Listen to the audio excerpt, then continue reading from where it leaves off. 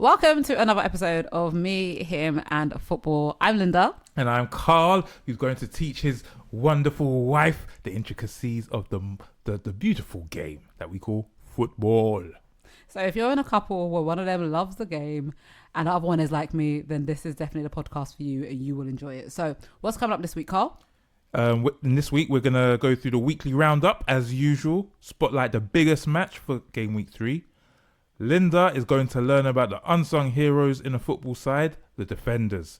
And we'll go over what you've missed, the couple versus the league section, where we'll go over our past and future predictions.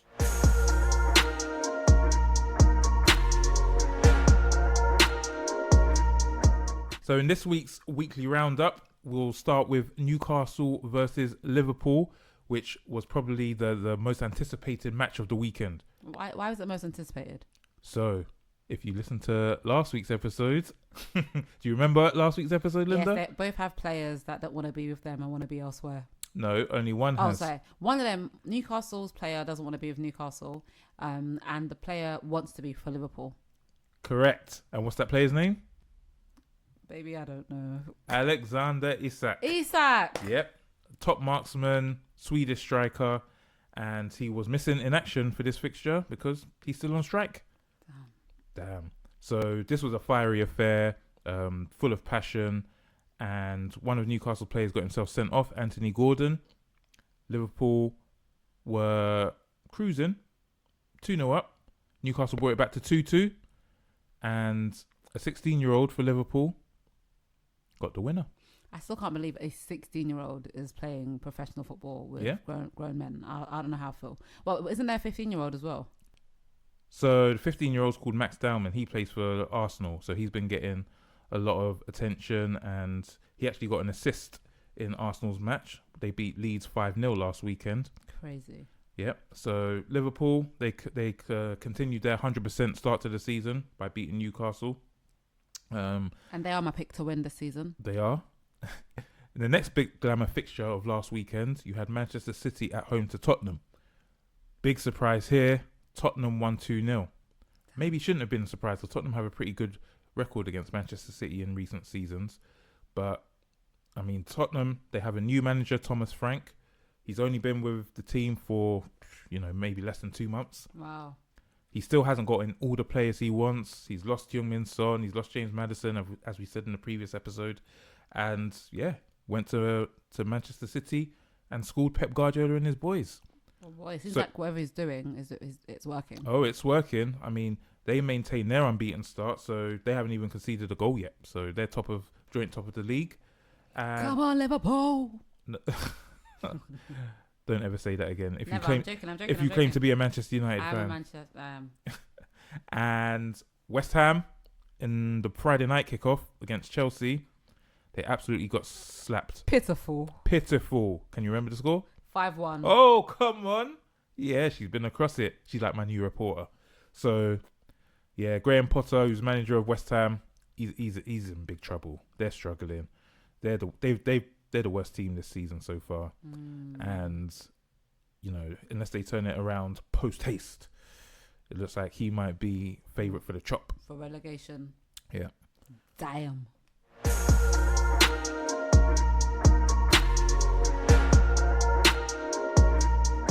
So on to the spotlight match for this weekend, which is game week 3, and it's going to take place at Anfield. Liverpool versus Arsenal. Big fixture. The top 2 teams from last season. Oh, okay. I was going to ask why was it so big. Yeah. So Liverpool are the reigning champions. Arsenal came second, but they did finish 10 points behind Liverpool. Oh, that's quite a difference, though. Quite a difference. They never really made it a title race. It was the 3rd season in a row in which Arsenal have theoretically challenged for the title, and Arsenal fans are getting impatient. They now want Mikel Arteta to get over the line. Oh, gosh. And this season is the season they think it should be done. Why? Arsenal spent big in the transfer market this summer. Yeah, and we covered what transfers are. Mm-hmm. Yep. And this past week, Eberechi Eze had been confirmed as Arsenal's latest marquee signing. Oh, yeah, that was a big one. I think, was it Ian Wright had something to do because he took over the number that Ian Wright played as? Number? Actually, you know what? I don't know what number he's going to do. Yes, I think it is. Quite I think possibly. it was Ian Wright number 10. No, right. He was at number 8. Oh, maybe it's number 8. Yeah, it might be. It might be I number can 8. double check. It might be number 8. If this is true, we may have a new football expert on the podcast. But Okay, so he did wear number 8, by the way. Ian Wright did. yes, that I know. That you know. And what's his name? Eberechi Chiesa, who, would be fitting if he does take the number 8, because number 8 in modern football is associated with a midfielder who primarily attacks but can get up and down the pitch, which describes Eza perfectly. So, well, I was actually right and wrong. So Eberechi, easy, is playing as number 10. he's playing as number 10? Yeah, he's playing as number 10. Very interesting. Yeah, but I thought that there was something on social media that I saw with Wright kind of handing over, or there was just something big about him going to. Yeah, basically in the unveil video, yeah. there was an unveil video, and then there was a sit down between Eza and Ian Wright. So Eberechi Eza is probably like the most Arsenal signing you could get. Black Londoner, very swaggy, blah blah. He'll fit very well there. As a Man United fan, I'm kind of gutted to see him go there, because he was actually my favourite non-Man United player in the Premier League. Oh, who did he play for before? Everton or Crystal Palace. So okay. he helped lead Crystal Palace to their first ever FA Cup last season. Oh, okay. So he's etched himself in South London folklore, and now he's trying to do the same at North London. Come on. So this is a big match. So he hasn't played for Arsenal yet, so this could be his debut against Liverpool on Sunday. Liverpool, some of their summer signings are clicking, namely Hugo Ekitike, a striker, scored 3 goals in 2 games. Mm-hmm. They have the record signing, Florian Wirtz, who's the most expensive player in British football history. He hasn't hit the ground running. Oh, okay. So it'll be interesting this Sunday to see, whether the new signings bed in, whose new signings bed in better. Last season, this fixture finished 2-2. But Arsenal haven't won in Anfield in, I think it's something like 13 attempts. That's a long time. It's a long time. So hard place to go. And obviously they're the reigning champions. So this will tell us a lot about where the title may end up this season. And obviously when we do our couple v the league, we'll give our predictions for who we think is going to win. Of course. But smart money might be on a draw. Well, we'll see, because we still got to go over what happened last week.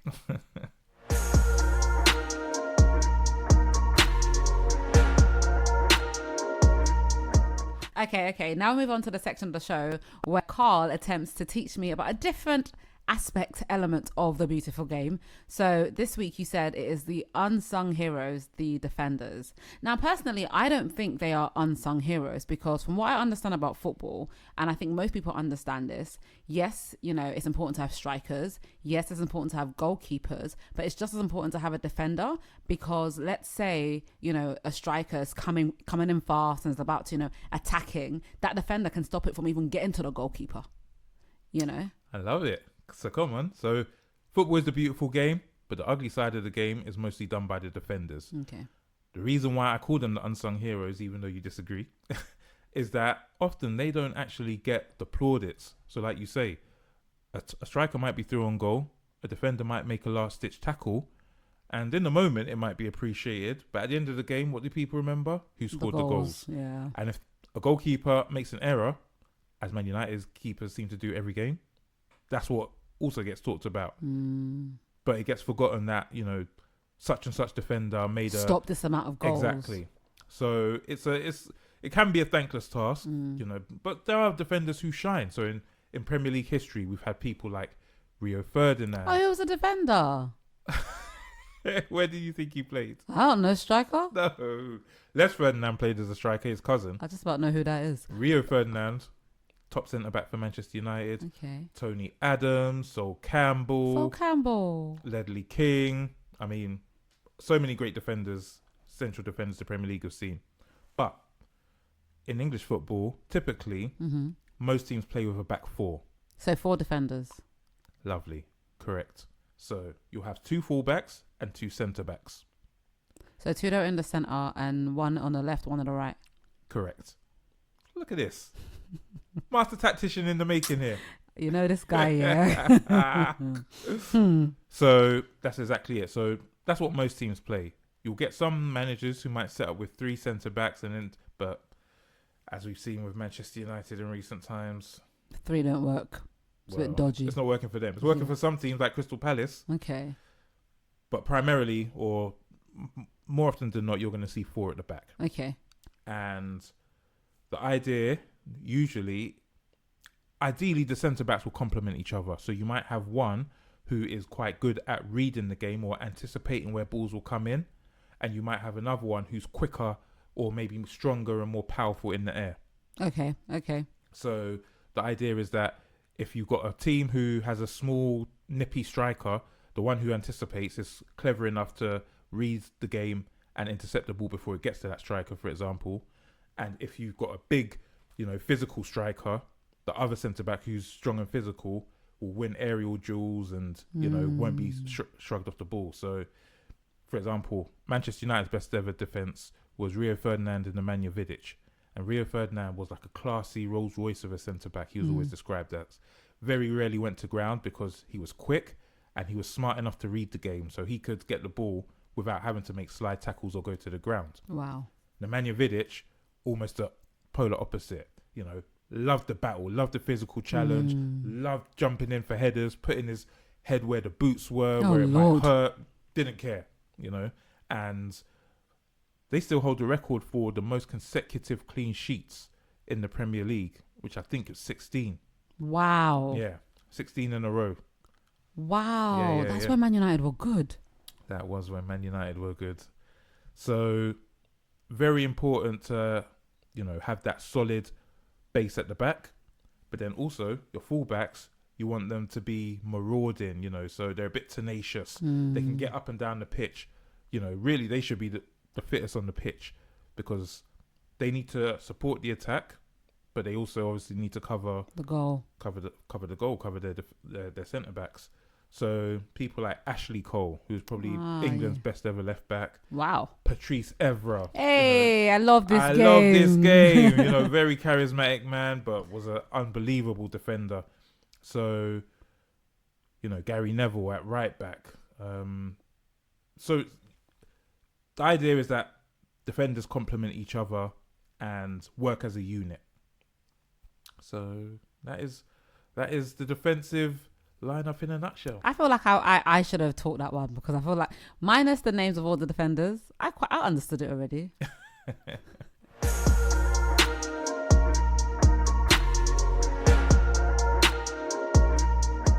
So this week we'll recap the most important things that you've missed in the world of football. The world record for appearances made was broken. Fabio in the Copa Sudamericana in Brazil made the 1,391st appearance of his career in the last 16 of that cup. As Fluminense beat America de Cali 2-0 at the famous Maracanã. And it was the 44-year-old's 235th game for that club. And he broke Peter Shilton, who was an English goalkeeper. He broke Peter Shilton's record. So is he the oldest player ever at 44? He's not the oldest player ever, but he's made more appearances than anybody else in the history of football. Good for him. Man stays working and getting paid. Absolutely. Get it. An inspiration to us all. If you have a passion and you look after yourself, you used to say that age is to stop you, eh? It's true. It's absolutely true. But someone who has been stopped is the special one himself. Jose Mourinho. He has been sacked as head coach of Fenerbahce. Just 24 hours before Ole Gunnar Solskjaer was sacked as head coach of Besiktas. Hey, get these men out of here. So, not a good week for anybody with Manchester United affiliations. And not a good week for Manchester United either. Exactly. Why? Because the Red Devils lost to Grimsby Town in the League Cup. A team who are in the 4th tier of English football. That's the first time United have ever lost in the cup tie to a team that low. And afterwards, Ruben Amorim, Manchester United's head coach, says, sometimes I hate my players. Sometimes I want to quit. No, do you know what? He needs to quit. Because I'm sorry, if you are my, whatever he is, coach, or he's a coach, right? Yeah, he's the head coach, right? If you are my coach and you're going out in public and saying that you hate me, I ain't playing for you, babes. Like, no, I'm being serious. That is absolutely rude. And look, yes, Man United losing to Grimsby is grim. right? That is grooming itself. But to make things worse, their leader, their number one cheerleader, is coming out saying that he hates them and wants to quit. Brethren, go. Well, and this has become a real talking point among, well, Man United fans and football fans in general, is how long will Ruben Amorim last? This isn't actually the first time he's insinuated that he's ready to quit Come or out wants here, to man. quit. At the back end of last season, he was doing it.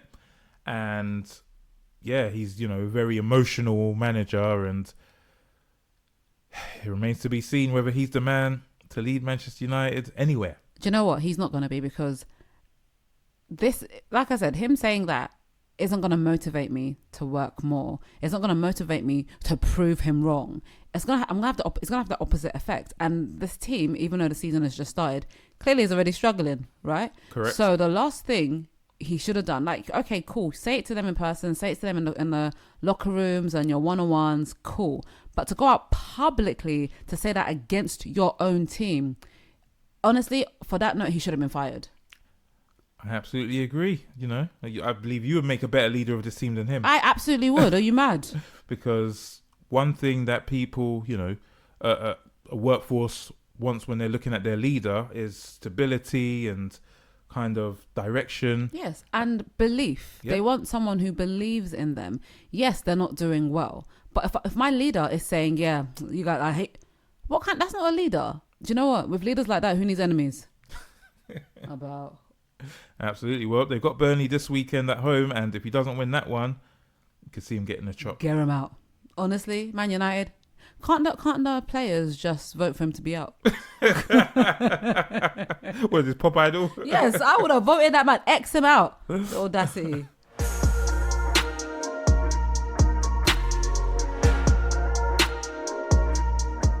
You know what? We're ready to start, and Carla's out here dancing on the mic. I just thought I'd let you guys know that, and I'm not editing that out either. So, couples be the league, the league be couple. Absolutely. So come on, hit us with last week's results. All right. So last week, West Ham v Chelsea. Mm-hmm. I predicted 1-2, as in 1 to West Ham and 2 to Chelsea, and you predicted 0-2, so 0 to West Ham and 2 to Chelsea. And neither of us were anywhere close because it was 5-1 to Chelsea. Oh, yeah, it was. Boo. All right, Man City v Tottenham. I said 2-2 draw. You said 3-1. And we were both wrong again. 2-0 Tottenham. Boo. Bournemouth v Wolverhampton. I said 0-0 draw. You said 2-0 to Bournemouth. I just about missed out. It was 1-0 Bournemouth. Wow. All right, Brentford v Aston Villa. I said 1-1 draw. You said 2-0, as in Aston Villa 2 and Brentford 0. Neither of us were close. It was Brentford 1, Aston Villa 0. Gosh, we're doing badly this week. Burnley v Sunderland. Mm-hmm. I said 0-0 draw. You said 1-0, 1-0 to Burnley 1. Yeah, and I was just out. Burnley 2, Sunderland 0. Okay, Arsenal v Leeds. Mm-hmm. I said 3-1, so 3 to Arsenal, 1 to Leeds. Mm-hmm. And you said 3-0, so 3 to Arsenal, 0 to Leeds. And neither of us were close because Arsenal smashed them 5-0. Oh my gosh, what is happening? Okay, Crystal Palace v Nottingham Forest. I said a 2-2 draw. You said a 1-1 draw. Give me my point, please. Get out. 1-1. Get out of here. All right, Everton v Brighton. I said 1 to Everton and 2 to Brighton. You said 0 to Everton and 2 to Brighton. And it was the wrong way round. It was Everton 2, Brighton 0. Oh, wow. Okay. And Fulham v Man U. I said a 2-2 draw. You said 1 to Fulham and 3 to Man U. 1-1. So close. And then Newcastle v Liverpool. I said a 3-3 draw. You said 1 to Newcastle and 3 to Liverpool. Oof. It was Newcastle 2, Liverpool 3. Ah, okay. So last week you got 1 right. So that puts us, we're tied again. We are tied. All right. 2-2, correct? All right. Let's get it. All right. So for this week, hit me. We've got Chelsea versus Fulham to kick us off on Saturday. Oh, okay. So Chelsea v Fulham. Remind me recently who won? In that case, I say Chelsea 3, Fulham 1. Oof. It's quite a good prediction. I try. I'm going to go Chelsea 2, Fulham 0. Okay. Next up, we have Manchester United versus Burnley. Hey. Mm-hmm. Do you know what? At this rate, I might say, oh, this is hard. 1-1. Ugh. No, I've got to have some optimism. I need something to believe in. I'm going 3-0. Okay. Next up, Yes. Sunderland versus Brentford. Okay. Sunderland aren't doing fantastically, are they? Well, they won their first match against West Ham, but then they did lose to Burnley last weekend. In that case, I will say 2-2 draw. Ooh, interesting. Brentford, I think a lot of people thought they might be relegation candidates, but they got a good win against Aston Villa last week. Got some players coming back. I say Brentford 2-1.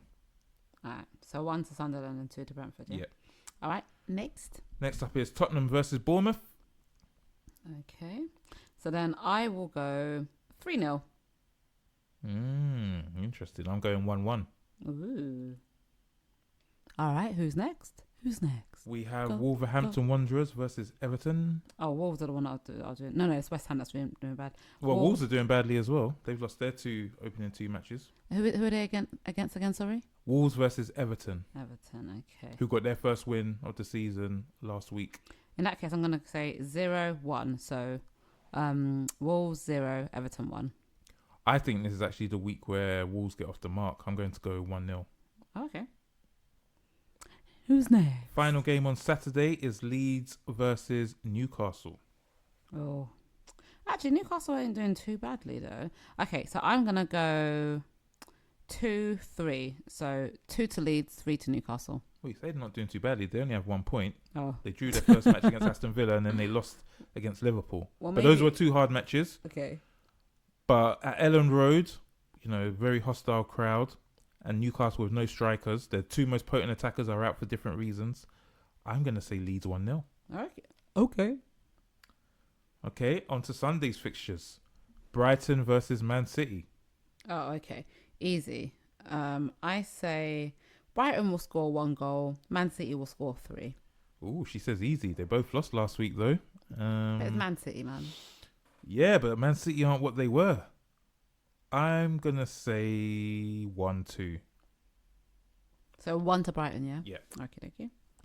Next up is Nottingham Forest versus West Ham. Okay. I'm going to say 3-0. So 3 to Nottingham Forest, 0 to West Ham. Ooh, good prediction.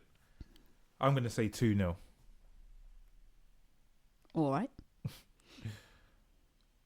Oh, actually, so there are 2 more matches. So Liverpool-Arsenal was the next one. Oh, yes. Oh, this is going to be a tough one. Oh, I'm going to say 3-3. 3-3. Wow, she's going for a thriller. I'm going lower scoring, but also a draw. I'm going 1-1. Okay. And the last fixture of the weekend, which some of you may not know, is also late on Sunday night. It's unusually. This is not a time slot that matches normally occur in. 7 p.m.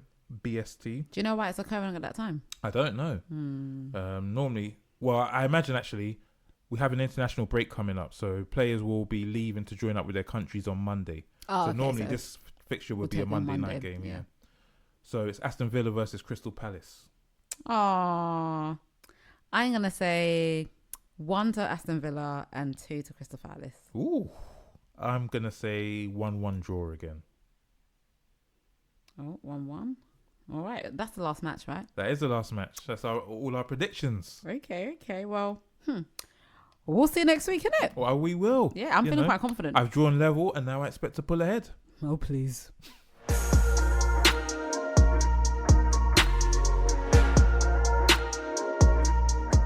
And that is a wrap on this week's episode. Thank you. Thank you as always for tuning in. Don't forget to like, follow, subscribe, comment. We are on Instagram at Me, Him and Football. We are on TikTok at Me, Him and Football. We are via Gmail if you want to send any questions or anything you want to learn. Also on X/Twitter. What's at that? Me, Him and Football. Oh, look at you. And the Gmail is me, him and football at gmail.com. He's actually pulling faces at me from behind the mic. How professional. Well, it's been another wonderful episode. And remember, after this weekend's fixtures, it will be an international break, so there will be no Premier League action. Oh, thank you, Master, for thank you, teacher, for reminding us all. Yeah, I forgot, if I'm honest with you. Till next time. Till next time, audience.